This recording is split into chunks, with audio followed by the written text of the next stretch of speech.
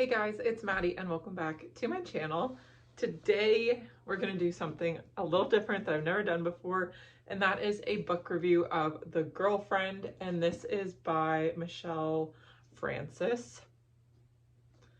This is, at the top it's labeled a taut psychological thriller, and I did enjoy this book. I'm going to give it like 3 out of 5 stars. I finished it and it was a pretty quick, easy, simple read. This is actually the author's very first like debut novel, and I have a hard time figuring out what to like classify this book as, because it's not like, it's fiction, but I don't know if I'd really say it's a psychological thriller. Let's just get right into an overview of what this book is about. I'm not going to really give away any spoilers, but I'm going to give like a brief synopsis of the plot.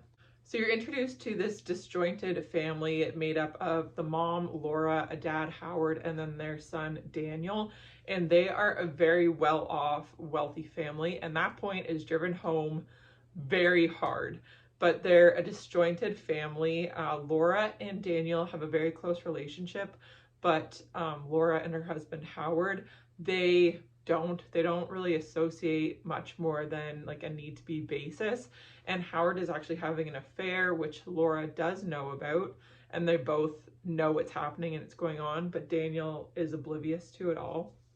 And he's in college for like he's becoming a doctor, so in medical school, and he's like 23, but he lives this very simple, easy life. Like, he doesn't have any financial worries. And then we're introduced to Cherry, and she is like the complete opposite. She was raised by a single mom. They had a lot of financial struggles. They grew up, like, she was raised in a poor type of the city. And oh, this book takes place in Europe, in England.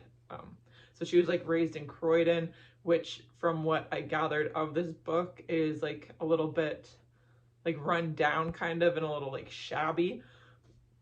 So she is trying to find any way out of that lifestyle, out of the like the debt and the cycling of like poverty. So when she meets Daniel, she's a real estate agent, and Daniel is looking for an apartment. She meets him, and as soon as they like meet, he is starting to like hit on her, wants to take her out, wants to go out for dinner with her, and she meets him and realizes this could be like he could be her ticket out of the lifestyle that she doesn't want. She knows he has money, but then he's really falling for her, and Cherry feels the same way. She is pretty like infatuated with Daniel. He's like handsome, he's gonna be a doctor, he has lots of money, but he's also caring and funny and like fun to be around, adventurous. So Cherry enjoys his company. But when she is introduced to Laura, Laura immediately like doesn't want anything to do with her, or like wants to be around her, but she kind of gets like bad vibes right from the beginning, thinking that Cherry's just with Daniel for his money. And that is like her only, when she sees Cherry, that's all she sees, is that she just wants his money. Which I never thought, like reading the book, I never picked up on that, unless like I wouldn't have thought that until Laura brought it up. Like, from a reader's point of view, I thought they seemed like a happy couple. Like, they both enjoy each other's company. They both want to be together. Like, yes, Daniel's money's a perk, but that's not the sole reason why Cherry wants to be with him. But Laura only sees the money factor and wants to bring that up to Daniel and make him aware of it. But she kind of goes about it the wrong way. And then Cherry hears about it, and she sees Laura and Daniel's relationship and thinks it's kind of odd. Like, they're very close. I don't know if it's like abnormally close, but they have a very good relationship. And Cherry sees Laura doubting her and sees that as a threat. So she wants to try to break up Daniel and Laura's relationship and kind of create a divide between them, which she successfully does quite a few times.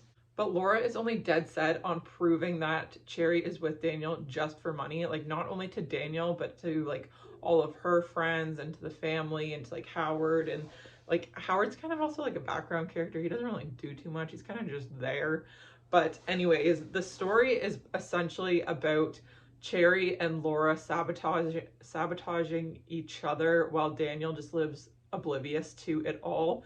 Like, they're both sabotaging each other over Daniel and for Daniel's attention, essentially. But the book just goes back and forth between Laura and Cherry and them having it out for one another. And like, I don't know, it was an okay book. There was a lot more detail in this than probably need to be. Like, this book could have been half of it, like half of as many pages, and still got the same point across. Like, it went into strange detail about like random things, and I'm like, that's not really necessary. And I did skim read quite a bit of it because it just felt like a little bit redundant.